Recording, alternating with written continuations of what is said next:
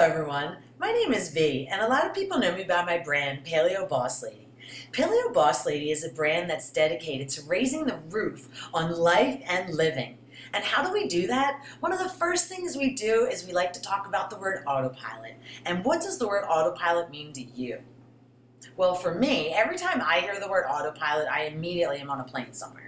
Because I always feel like every time I fly, I hear one passenger saying to another, you know, pilots don't fly these things anymore. They're on autopilot. And I'm always like, oh, I don't like this idea of autopilot.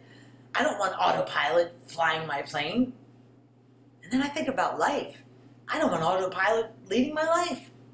But yet for many of us, we live an autopilot kind of existence.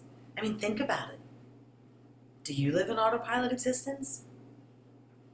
For many of us, we set an alarm, we wake up, we do our next thing, whatever that is, get in the shower, go make our coffee, run to the gym, feed the kids, pack a lunch, I don't know. You go to work, come home, weekends, maybe a little variation, but for the most part, other than seasonal changes, there's an ebb and flow to every day that's pretty much the same. And for a lot of us, that ebb and flow has no focus or intention on higher purpose. We just somehow got there. If that's you,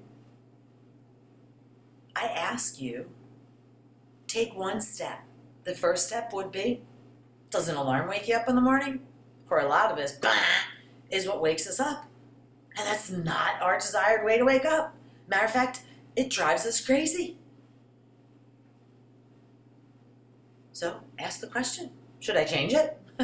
And if so, what would it look like? And how do I get there? This, my friends, is stopping the autopilot of life.